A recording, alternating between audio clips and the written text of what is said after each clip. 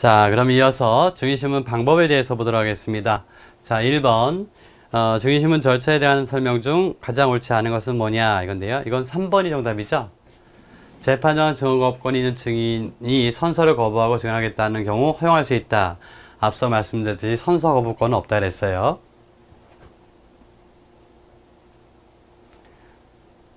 예, 요 1번은 개정된 내용이죠. 증인, 우리가 인정신문처럼 증인도 인정신문에 있었는데 지금은 그거를 바꾸는 거죠. 주민등록증 등 신분증을 제시받거나 그 밖에 적당한 방법으로 증인임이 틀림없음을 확인해야 한다. 이것으로 족한 거예요. 자, 그 다음에 예, 2번은 보안 규정이죠. 신분증을 지참하지 아니한 증인 등에 대해서는 상대방 당사자에게 동일인 여부를 확인해서 이의를 제기하지 아니하면 증인신문을 허용할 수 있다는 거. 예, 그리고 퇴정시켜서 진술을 시킬 수 있다는 거. 자, 2번 옳지 않은 것은 뭘까 이건데요. 이거는 4번이 틀렸습니다. 예, 검사가 증인들에게 주심을 하면서 유도신문을 하였다면 그 다음 공판기일에 재판장의 증인신문 결과 등을 각 공판조서에 의하여 고지함에 대해서 피고인과 변호인이 변경할 점과 이해할 점이 없다고 진술한 것만으로 유도신문에 의해 이루어진 주신문의 하자가 치유된다고 할 수 없다. 요 치유된다라고 본 판례예요. 치유된다고 할 수 없다. 요게 될 겁니다. 유도신문의 하자는 치유할 수 있다. 이렇게 정리하시면 되겠죠. 자, 1번 우리가 소송 절차가 분리되면 증인이 될 수 있다는 거. 예, 16세 미만이니까 당연히 15세의 경우에는 선서하게 하지 아니하고 맞죠. 만약에 정당한 소환을 받고도 예, 불출석한 증인에 대해서는 과태료를 부과할 수 있다는 거. 자, 3번 옳지 않은 것은 뭘까? 계속 지문이 반복되고 있죠? 요거는 2번이 틀린 질문이 되겠습니다. 예, 여기 마지막에 없다는 게 틀렸죠? 증인 보호를 위해서 차폐 시설을 통하여 증인을 신문한 경우에도 반대 신문권을 보장하기 위한 차원에서 변호인에 대해서는 차폐 시설 등을 설치하는 방식으로 증인 신문을 할 수 없다. 변호인에 대해서 할 수 있는 거예요. 예. 조문이니까.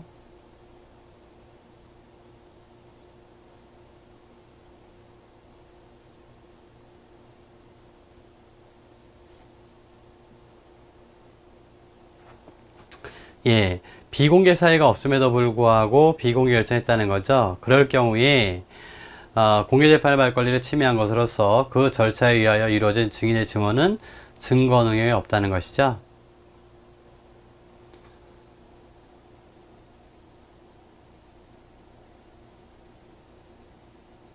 예, 피고인에 대한 반대신문권을 배제하는 것은 허용되지 않는다. 피고인을 퇴정하게 하고 증인신문을 진행할 수 있지만 반대신문의 기회는 제공해 줘야 되는 거죠. 예, 이미 유죄 확정 판결을 받은 증인은 증언을 거부할 수 없다는 거. 자, 그 다음에 4번 문제입니다. 가장 옳지 않은 것은 뭘까 이건데요. 2번이 틀린 질문이 되겠죠. 예, 주신문, 반대신문, 재주신문, 재반대신문 이런 형식으로 진행되는 거죠. 재주신문은 주신문이 예에 의하므로 재판장의 허가 없이 반대신문에 나타나지 아니한 새로운 사항을 신문할 수 있다. 이런 경우에는 반대신문에 나타나지 아니한 새로운 사항에 대해서는 허가를 요하는 거죠. 예, 그래서 2번이 틀렸습니다. 예, 그 다음에 반대신문의 경우에는 유도신문이 허용될 수 있다는 거 기억하시고,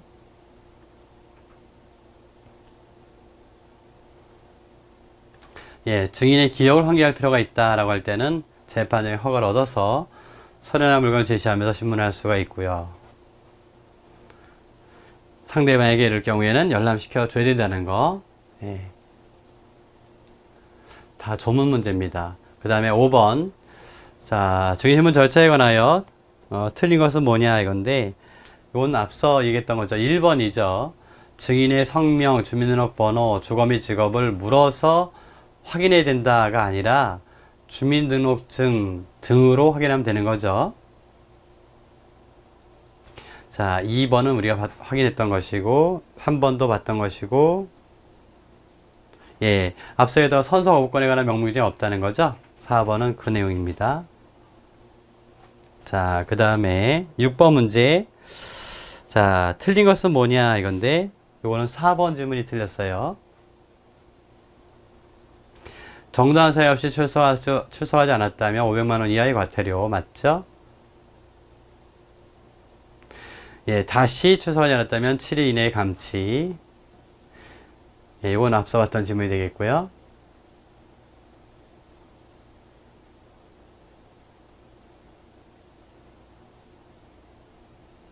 예, 영상 녹화물을 증인에게 재생을 신청하게 할 수 있느냐 이건데요. 이거는 기업 환기용으로 필요한 거죠. 우리가 정확히 말씀드리면은 검사 작성 피의자 신문 조서 312조 제2항하고 그 다음에 참고인에 대한 진술 조서 312조 제4항입니다. 이때 기업 환기, 요게 이제 318조 기업 환기용으로 쓸 수 있다는 조항이 있어요. 자, 이럴 때 누가 신청할 것이냐의 문제죠. 그래서 거기 보시게 되면 직권 또는 검사의 신청에 의하여 라고 되어 있는데, 바로 요 대목이 틀린 거죠. 요 직권 조항이 틀린 조문이 되겠습니다. 그래서 이때는 검사의 신청이 있는 경우에 한한다는 거 기억하시기 바랍니다. 자, 그 다음에 피해자의 진술권. 요 피해자의 진술권은 우리 헌법상 형사 피해자의 재판 절차 진술권이라고 하는 항목으로 우리 현행헌법에 들어온 거예요. 그래서 이 재판 절차 진술권을 확보해 주기 위한 방법으로 증인이라고 하는 증인의 지위를 인정해 주는 거죠. 결과적으로. 네, 증인의 지위를 인정해 주는 겁니다. 그래서 검사가 불기소 처분을 하게 되면 이 바로 형사 피해자의 재판 절차 진술권을 행사할 수 없게 되기 때문에 형사 피해자의 재판 절차 진술권이 침해되었다는 이유로 헌법 소원을 인정했던 거고, 그래서 검사의 불처분에 대한 헌법 소원 사건이 그렇게 많았던 거예요. 근데 지난번에 말씀드렸듯이 우리 형사헌법이 개정되면서 검사의 불기소처분에 대한 불복 방법으로 검찰 항고를 거쳐서 항고 전취주의죠. 그래서 그 다음에 재정신청을 청구할 수 있도록 고소인 같은 경우에 거의 예외 없이 재정신청을 청구할 수 있도록 해놨어요. 이 재정결정에 대해서, 물론 이제 기각결정이 되겠습니다만, 기각결정에 대해서는 법원의 재판을 거친 것이기 때문에 헌법소원을 청구할 수 없도록 하고 있습니다. 그래서 이제 그 헌법소원 사건이, 검사의 불기소처분 헌법소원 사건이 대폭 줄어드는 거죠. 이게 재판 절차 진술권, 피해자의 진술권입니다. 자, 1번 문제. 피해자의 진술권에 관한 설명 중 옳지 않은 것은 뭐냐 이건데, 이건 4번이 틀렸어요. 소송 계속 중인 사건의 피해자가 소송 기록 연락응사를 신청할 경우에 재판장이 이를 허가해야 한다. 이건 피고인과 구별하셔야 됩니다. 피고인은 공판조서에 대한 연락응사권이 침해됐을 경우에 어떻게 됩니까? 증거 능력이 없죠, 그 공판조서는. 그런데 여기선 피해자란 말이에요. 그래서 재판장은 이를 허가할 수 있다가 맞는 거지, 허가해야 한다는 것은 아니에요. 그래서 요 내용이 틀린 거고, 예, 이제 피해자는 뭐죠? 증인으로 신문한다는 거. 충분히 진술했다면 그때는 증인으로 신문하지 않을 수 있다는 거. 그때는 뭐죠? 기회를 줬음에도 불구하고 정당한 이유 없이 출석하지 않았다면 그 신청을 철회한 것으로 본다는 거죠. 철회한 것으로 본다. 우리가 이제 혼동하는 건데, 형사 피해자는 어떻게 보게 되면 소송에 굉장히 중요한 역할을 해야 될 것 같지 않습니까? 근데 형사 재판에서 당사자는 누구예요? 검사와 피고인이죠. 피해자가 아닙니다. 자, 옳지 않은 것은 뭘까? 이건데, 이건 3번이 정답이 됩니다.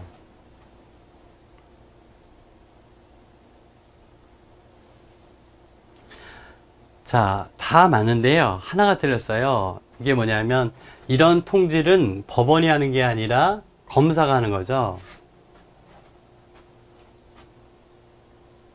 네. 요건 뭐냐면, 이른바 수사의 종결, 수사의 종결에서 공소제기, 불기소 처분, 그리고 하나 있는 게 바로 통지예요. 다만 이때는 피해자의 신청이 있어야 됩니다. 이때 검사가 한다는 거 기억하시기 바랍니다. 신청이 있다면 피해자를 증인으로 맞고요. 그 다음에 신문할 자의 수를 제한할 수 있다는 거.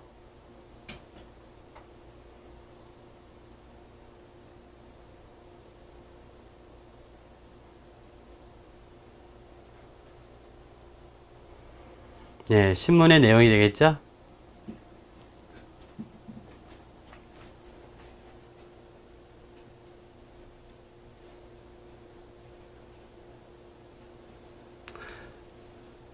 그 다음에 3번.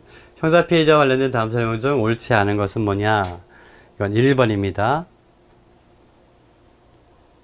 앞서에도 허가하여야 한다가 할 수 있다. 요거죠.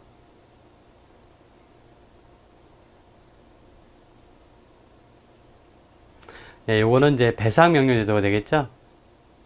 일정한 유형의 범죄사건에 대하여 유죄를 선고한 경우 피해자의 신청이 없어도 직권으로 범죄 행위로 인하여 피해자에게 발생한 손해를 배상하도록 피고인에게 명령할 수 있다. 배상명령제도가 되겠습니다. 요 배상명령이 있다면 집행력 있는 민사판결 정문과 같은 효력이 있다는 거. 이렇게 해야 이제 신속한 권리구제가 이루어지겠죠. 자, 그 다음에 4번. 열람 등세에 관한 설명 중 옳지 않은 것은 뭐냐? 예, 정답은 4번이 됩니다. 예, 당연히 등사한 소송 기록의 사용 목적을 제한하거나 일정한 조건을 붙일 수가 있는 거죠. 예, 4번이 틀린 것이고,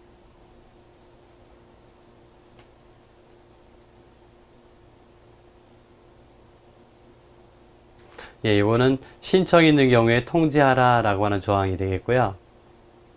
예, 사법경찰관은 안 된다 그랬어요. 검사를 통해서만 할 수 있다라 그랬고,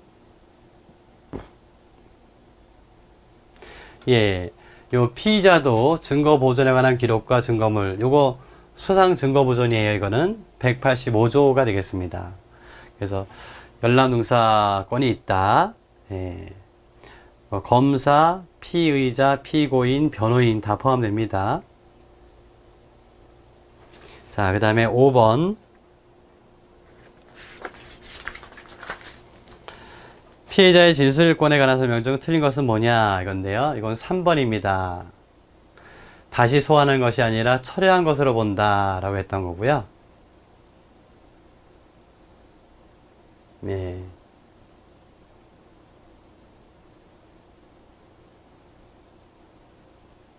예, 요 직권으로도 가능하다. 왜냐하면은 직권에 의한 증거조사가 가능하기 때문입니다. 2번 기억해 주시고, 예, 비공개 결정할 수 있다는 거, 예, 맞죠? 4번도. 그 다음에 6번 피해자의 지위에 관한 설명이다. 옳지 않은 것, 피해자의 지위입니다. 자, 이거는 2번이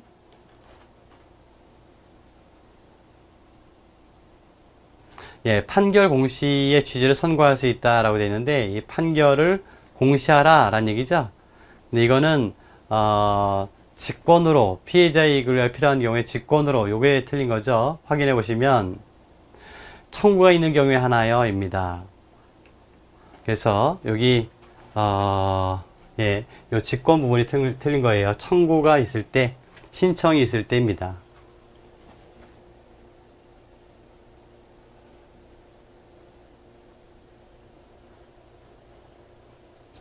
자, 1번은 앞서 봤던 것처럼 검사가 하는 통지에도 수사 종결 처분으로 이루어지는 거죠.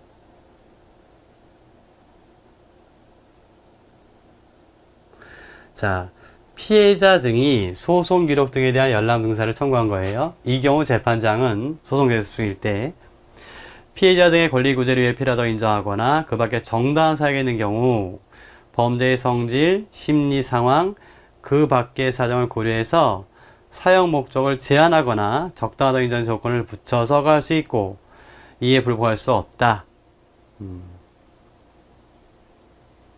자, 4번은 봤던 질문이 되겠죠? 자, 그 다음에 7번. 피해자의 기록의 열람과 등사에 관한 설명 중 옳지 않은 것은 뭐냐 이건데요. 이건 3번이죠. 조건을 붙일 수 없다. 이게 틀린 것이고요. 예, 피해자는 누구한테? 법원이 아니라 재판장에게 신청할 수 있다는 거. 이것도 기억하셔야 됩니다. 통지해 주라는 것이고요. 예, 이건 당연하겠죠. 그 다음에 8번 문제, 옳지 않은 것은 뭘까? 예, 이건 4번이 되겠습니다.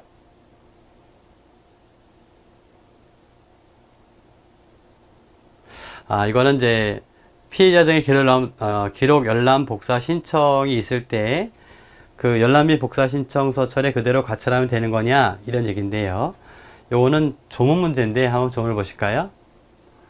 예의교 19조에 보시게 되면 법원 사무관 등은 열람 복사가 완료된 후에 신청서 중 뭐를 제외시키죠? 신청인의 성명 등 신청인의 정보 기재 부분을 제외한 나머지 부분만을 사본해서 공판 기록에 편철하고 신청서 원본이나 통지서 사본, 송달 영수증은 열람 및 복사 신청서 철에 편철한다. 그래서 앞서 봤던 요 내용, 예, 무조건 완료된 복사가 끝난 후에 완료된 순서대로 열람 및 복사 신청서에 그대로 가처하는 것은 아니라는 것이죠. 이건 여러분들이 더 잘 아시리라고 생각이 듭니다. 자, 1번은 맞는 질문이 되겠고요. 2번 보석 허가 결정의 취소는 그 취소 결정을 고지하거나 결정 법원에 대응하는 검찰청 검사에게 결정서를 교부토를 송달함으로써 즉시 집행할 수 있다. 예, 요거 보석 허가 결정의 취소라 그랬어요. 그러면 어떻게 될까요? 보석이라고 하는 것은 구속의 집행금지 효력만 있는 거죠. 예, 따라서 그 결정서를 가지고 다시 구속시킬 수가 있는 거죠.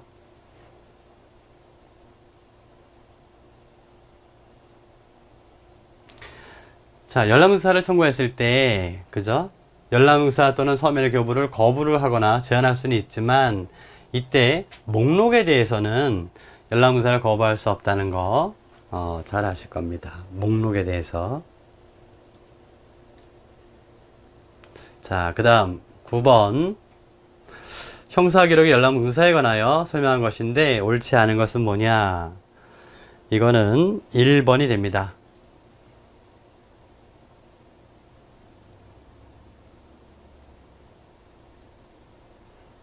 자, 누구한테 청구한다 그랬어요? 법원 사무관 등에게 요게 틀린 거죠? 예. 우리가 앞서 봤던 것처럼 이건 누구한테 신청한다 그랬어요? 재판장, 법원도 아니고 재판장입니다. 이 항은 이제 이거는, 목적이 다르죠. 권리구제라든지 학술연구, 공익적 목적으로 할 때, 형사 확정 기록입니다. 이때는, 그 기록을, 검찰청에서 보관하고 있기 때문에, 검찰청에 소송기록 열람 또는 등사를 신청할 수가 있다. 요거는 형사확정 기록이라서 그래요. 예, 요거는 소송 서류이기 때문에 그렇습니다. 소송 계속 중에 서류.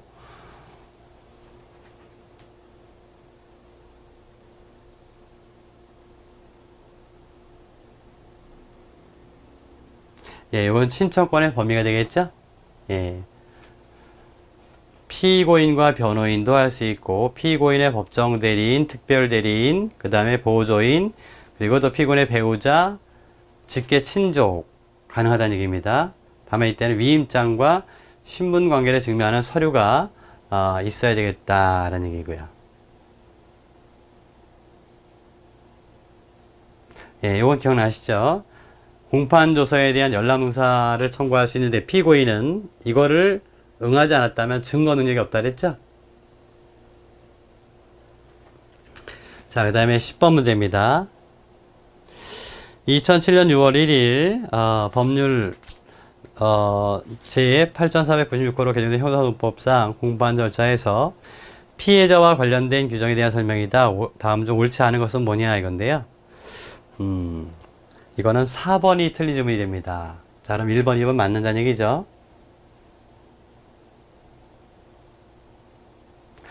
신뢰관계에 있는 동석제도 있죠? 요거를 일반 범죄까지 확장했다는 거.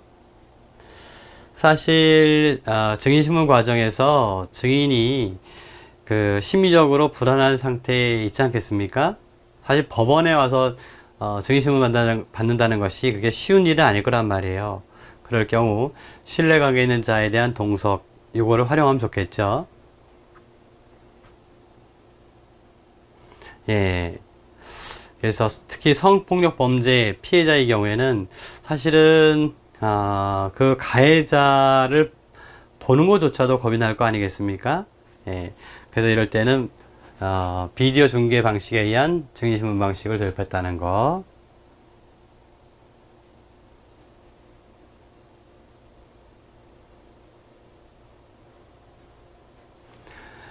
형사 피해자의 재판 절차 진술권의 신청 주체를 피해자 외에 법정 대리인 등으로 확대했다는 거죠. 그리고 비공개 규정도 마련했다는 거고요. 자, 4번이 어디가 틀리냐 한번 보시죠. 피해자 등의 소송 기록에 대한 열람응사 신청권을 원칙적으로 허용하지 않고, 이게 틀렸군요. 신청권은 원칙적으로 허용하되 재판장이 이러한 사유가 있을 때 허가할 수 있는 거죠. 피해자 등의 권리구제를 필요하다고 인정하거나 정당한 사유가 있는 경우에 범죄의 성질을 고려해서 상당하다고 인정할 때 그때는 허가할 수 있다 이런 얘기죠. 그래서 원칙적으로 허용하지 않고 요 대목이 틀렸어요. 자, 그 다음에 감정, 통역, 번역 이 이해 보도록 하겠습니다.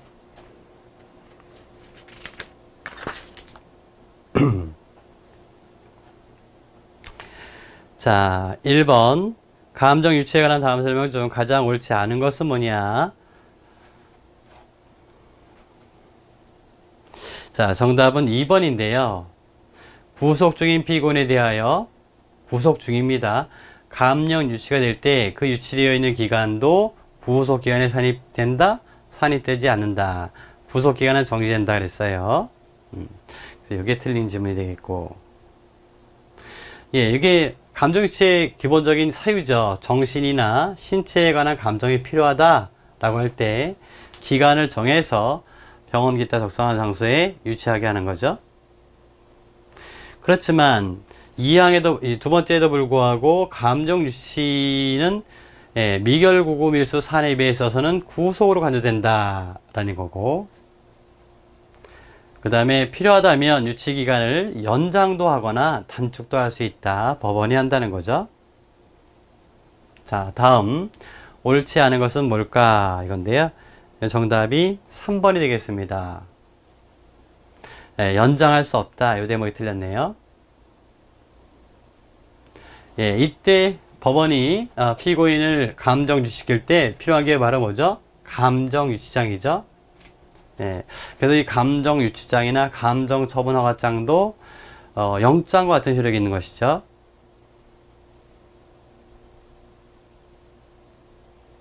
예, 요거 정리해 놓은 거네요. 그래서 그 기간은 구속기간에는 산입되지 않지만 미결 구금일수 산입에는 산입된다는 거. 자, 불구속 앞서 구속인데요. 불구속 피고인에 대해서 감정유치장을 발부할 때 미리 범죄 사실의 요지와 변호인 선임권 등을 알려주고 변명 기회를 줘야 되겠다. 예, 이것도 우리 조문 172조에 나와 있는 내용이 되겠습니다. 그래서 이 구속에 관한 규정은 이 법률에 특별한 규정이 없는 경우 사망의 유치에 관한 일을 준용한다 이건데요. 거기 보게 되면 피고인에 대하여 범죄 사실의 요지, 구속의 이유, 변호인 선임권, 변명에게 이러면 네 가지를 고지하도록 되어 있지 않습니까? 예, 이게 이제 사전 청문이라고 했던 것이죠. 예, 이 규정을 준용한다는 것이죠. 자, 됐고요. 자, 그 다음에 3번입니다. 가장 옳지 않은 것은 뭘까? 요거는 1번이 틀린 질문이 되겠네요. 예, 당연히 간주되지 아니한다. 이게 틀린 거고. 2번 확인하시면 되겠고요. 예, 3번도 우리가 봤던 내용이 되겠고요.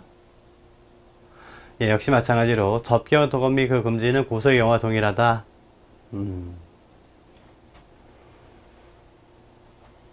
그래서 이른바 접경 교토권 생각하시면 되겠습니다. 자, 우리가 일반적으로 형사 절차에서 구속되어 있는 자에게 인정되는 접경 교토권이 감정 유치된 자에게 인정하지 않을 필요가 있겠어요? 그렇진 않겠죠? 네. 본질은 같은 거니까요, 그것은. 자, 그 다음에 4번. 감정 유치에 대한 다음 설명 중 옳지 않은 것은 뭐냐? 이건데요. 네, 이건 4번이 정답이 되겠네요. 자, 그러면 1번부터 볼까요? 1번은 확인했던 내용이 되어 있고요. 2번도 마찬가지고, 예, 3번도 마찬가지고요. 예, 역시 마찬가지죠. 그때 보석을 청구할 수 있느냐의 문제인데, 예, 불구속 상태에서, 앞서 했던 것처럼 구속에 관한 규정을 준용하도록 되어 있었는데요. 예, 그런데, 거기 하나 제외된 것이 바로 뭐냐면 보석입니다. 예, 보석. 여기 보시게 되면, 단, 보석에 관한 규정은 그러하지 아니하다, 이거죠. 보호소에 관한 규정은 그렇지 않다. 그러니까 준용하지 않는다 이런 얘기입니다. 보호소를 청구할 수 없는 거죠. 우리가 보석제도라고 하는 것은 우리 지난번에 말씀드렸던 것처럼 피고인의 방어권 보장을 위해서 인정해 주는 거예요. 그래서 피고인에 대한 구속이 위법 또는 부당하다 이걸 심사하는 것이 아니라 그 구속 사유가 인정됨에도 불구하고 공정한 재판을 받기 위해서 나를 석방해 달라라는 얘기입니다. 이른바 석방제도이에요. 통제제도가 아니라. 근데 지금 감정 유치된 자의 경우에는 지금 방어권 행사하겠다는 뜻이 아니지 않습니까? 방어권을 위해서 지금 당장 방어권이 필요한 그런 시기가 아니죠. 지금 신체나 정신적인 상태가 어떤 건지를 감정하게 한 것이니까 이때 보석을 허가해줘서는 안 되지 않겠습니까? 그러니까 그 규정을 둘 이유가 없었던 것이죠. 자, 그 다음에 5번 문제. 감정유체에 관하여 옳지 않은 것은 뭘까? 이건데요. 예, 이거는 2번이 틀린 질문이 되겠습니다. 자, 피고인의 정신 또는 신체에 관한 감정이 필요할 때 기간을 정해서 유치하게 할 수 있고 유치장을 발부해야 된다는 거. 구속적인 피고인에 대해 감정 유치장이 집행되었을 때 피고인이 유치되어 있는 기간도 이게 틀렸네요. 구속 집행이 계속 진행되는 것으로 아니죠. 집행정지. 자, 나머지는 확인하시면 되겠습니다. 자, 그 다음에 검증을 오셔서 법원의 검증하는 설명 중 옳지 않은 것은 뭐냐 이건데 정답은 1번입니다. 물건의 존재, 형태, 성상이 증거 자료되는 경우라면 검증에 제외될 수 있으나 사람의 신체는 검증의 대상이 될 수가 없다. 아니에요. 사람의 신체도 검증의 대상이 될 수 있습니다. 그래서 우리 조문에도 나와 있는데요. 검증을 하면은 신체의 검사, 사체의 해부, 분명히 발굴, 물건의 파악에 기타 필요한 처분을 할 수 있다. 이게 이제 검증하는 내용이 되는데 여기 신체 검사가 나오잖아요. 그죠? 그래서 우리가 흔히 체내 강제 검사라고 하는 것이 이제 문제가 되는데 자, 그걸 떠나서라도 예를 들어서 이렇게 한번 생각해 보세요. 검증의 개념을 설명해 드린다라고 한다면 어떤 목격자가 범죄가 발생했는데요. 갑이 을에게 어떤 범죄를 저질렀는데 아주 먼 거리에서 병이라는 사람이 갑이 을을 폭행하는 것을 봤다 이거죠. 근데 갑이 지금처럼 아주 뜨거운 여름날이었었나 보죠. 그런데 팔뚝에 어떤 문신이, 특정한 문신이 있더라 이거죠. 병이 보니까. 근데 갑이 누군지는 잘 모르겠어요. 근데 멀리서 보니까 팔뚝에 또는 등까지는 모르겠습니다만 문신이 있더라 이거죠. 그 문신이 좀 특이해서 그거를 기억했어요. 그런 병이 증인으로 나와서 지금 갑이 과연 을에 대한 가해 행위를 한 것이냐, 만약 이것이 문제된다면 병이 이제 그것에 대한 증인으로 나왔을 때 병이 제일 확인하고 싶은 게 뭐가 되겠어요? 갑의 팔뚝에 문신이 있는지, 타투가 있는지, 그걸 제일 확인하고 싶지 않겠어요? 그러면 지금 갑의 신체에 대해서 병이 눈으로 확인하는 거죠. 그게 검증입니다. 예, 그게 검증이라고요. 그러니까 따라서 사람의 신체도 검증의 대상이 될 수가 있는 거죠. 그 다음에 검사 등은 참여권이 있으나 참여 의무는 없으므로 불출석하더라도 검증 개시안에는 지장이 없다.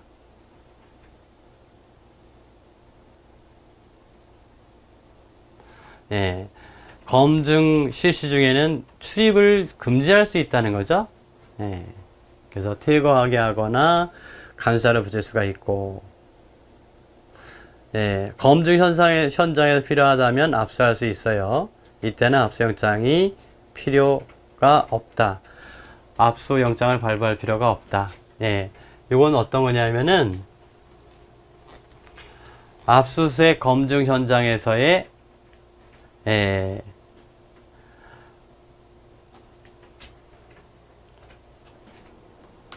우리가 검증이라고 하는 거, 근데 그 검증을 이제 어디서 할 거냐라고 하는 건데요. 예, 검증. 근데 만약에 범죄 현장에서 검증을 곧바로 하고 있다. 그럼 이 자리는 범죄 현장이기도 하고 검증 현장이기도 하죠. 그럴 때 그 장소에서 검증이 허용된다면 검증 영장 자체가 당장은 필요하지 않은 거죠. 예. 그래서 이 검증 현장에서 어떤 물건을 압수할 때 또 역시 마찬가지로 압수영장이 있어야 압수할 수 있는 건 아니에요. 다만 이제 사후영장이 필요하냐라고 하는 것은 달라집니다. 예. 사후영장이 필요하냐, 이건 달라지는 거죠. 예.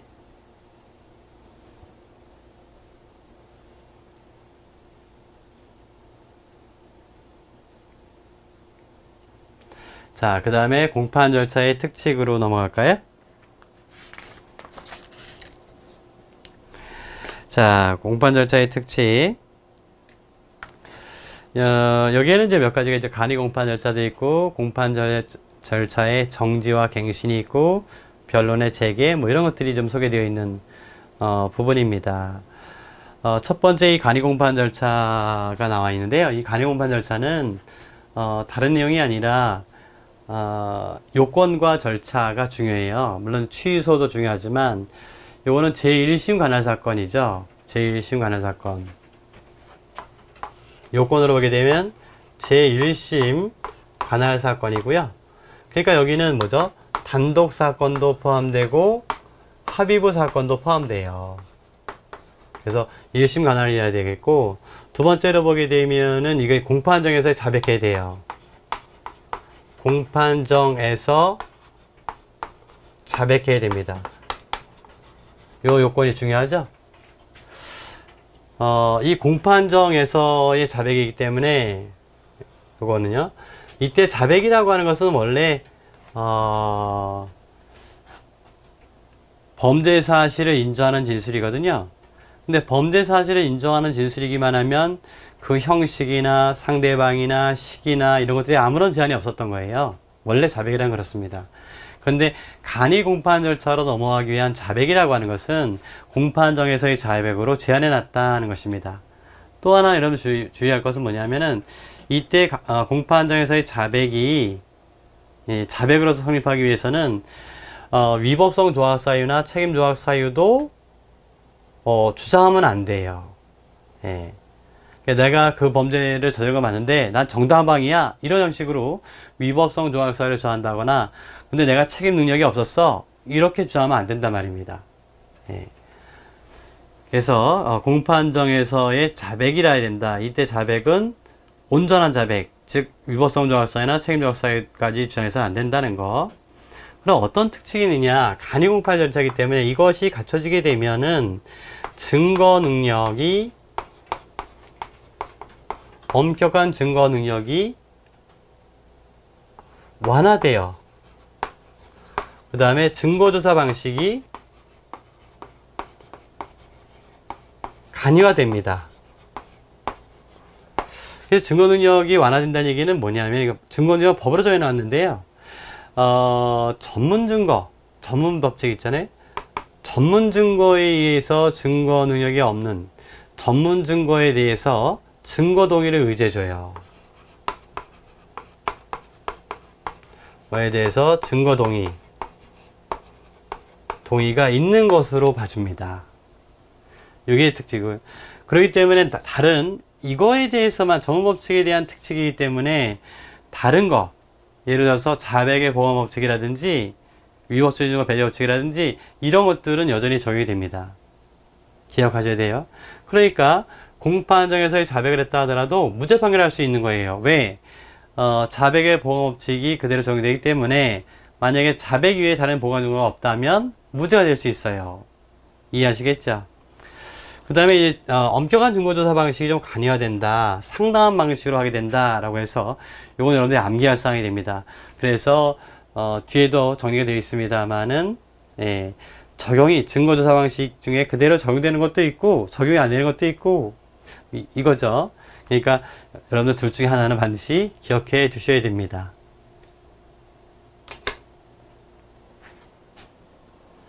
자, 그러면 문제를 좀 보고 쉬도록 하겠습니다. 1번, 간이공판을 제한한 다음 설명 중 옳지 않은 것은 뭘까? 이건데 정답은 3번이에요. 수인의 여러 사람의 피고인 중에 일부는 자백하고 일부는 부인하는 경우에 자백하는 피고인에 대해서만 별도로 간이공판 절차로 심리할 수 없느냐? 그렇지 않고 이때는 뭐죠? 심리할 수 있다 이거예요. 수인의 피고 중 일부에 대해서만. 간이공판 절차는 제1심 관할 사건, 이게 지방법원 또는 지원 1심 관할 사건에 한해서 적용되고요. 공판정에서 자백해야만 개시될 수 있고요. 위법성 조항사유나 책임 조항사유를 주하는 경우에는 간이공판 절차로 갈 수가 없다라고 하는 거. 이건 취소 사유가 되는데요. 자백을 했는데 이 자백이 믿을만한 것이 못 된다 라고 할 때는 검사의 의견을 듣고 그 결정을 취소해야 된다는 것이 아니라 할 수 있습니다. 기억해 주세요. 만약에 이렇게 그 간이공판 절차 결정을 취소했다면 어떻게 될까요? 그럼 공판 절차를 다시 갱신해야죠. 이해하시겠죠? 왜냐하면 이러한 요건을 완화시켜 놨기 때문에 제대로 된 증거조사라 보기 어렵거든요. 그래서 다시 갱신해야 됩니다. 자, 그 다음에 두 번째, 간이공판 절차가 난 다음 설명 중 옳지 않은 것은 뭐냐 이건데요. 정답은 3번이네요. 국민참여재판에서는 간이공판 절차 적용이 안 됩니다. 예, 이거 기억해 주시고, 예, 합의부 사건이라도 간이공판 절차의 대상이 된다. 1심 사건이기만 하면. 2번은 봤던 내용이 되어 있고요. 그 다음에 예, 모두 간이공판 절차로 해야 되는 것은 아니에요. 피고인이 자백했다 하더라도 어디서 자백해야 됩니까? 공판정에서의 자백이라 해야 되겠고요. 또 제1심 사건에서의 자백을 해야 됩니다. 자, 2번 간이공판 절차에 관한 설명 중 옳은 것은 뭐냐 이건데 우리 1번을 볼까요? 항소심 관할 사건은 적용이 없죠. 예, 위법성 조항 사유나 책임 조항 사유를 주하는 경우에는 간이공판 절차에 의할 수 없죠. 예, 일단은 일부만 할 수가 있고요. 자백의 주체가 누구냐 라고 하는 부분인데요. 예, 여기서는 4번이 정답이 되겠습니다. 공동피고인, 변호인, 보조인은 자백의 주체가 되지 못하지만 대표자, 법정 대리인, 특별 대리인은 자백의 주체가 된다. 이게 실무에 나와 있는 내용이 되는데요. 이건 어떤 거냐? 피고인의 자백입니다. 피고인의 자백. 그러니까 당연히 공동 피고인은 여기 들어갈 리가 없죠. 그리고 변호인과 피고인 생각해 보시게 되면 변호인이 자백하는 것이 결국 피고인의 자백으로 볼 수 있지 않느냐. 보조인도 마찬가지가 되는데요. 예. 그런데 아니라는 거죠. 예. 그래서 이런 것들은 여러분 기억해 주셔야 됩니다. 공동 피고인, 변호인, 보조인 이해가 상반될 수가 있기 때문에 그건 안 됩니다.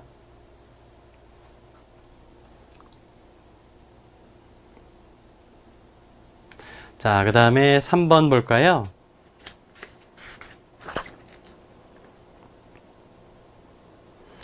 자, 간이공판 절차에 관한 다음 설명이다. 옳은 것은 뭐냐 이건데요. 자, 1번이 옳아요. 네, 맞죠? 위법성이나 책임조각 사유가 되는 사실을 진술하지 아니하는 것. 예. 진술만 안 하면 됩니다. 내가 정당방위다 이런 얘기 안 하고요. 책임 무능력자다 이런 얘기만 안 하면 됩니다. 예. 위법성 조각 사유도 없고 책임 조각 사유도 없습니다. 이렇게까지 이야기할 필요는 없다고요.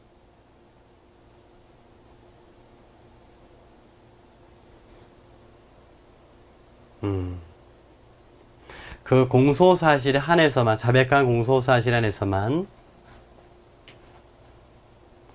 여기는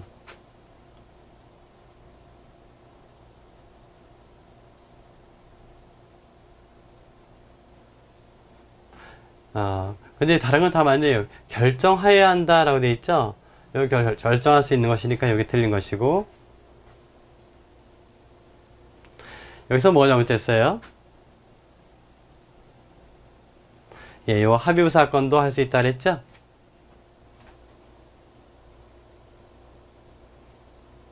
그 다음에 자백의 보호원칙 이거에 관한 310조가 적용되지 않는다 했는데 적용됩니다.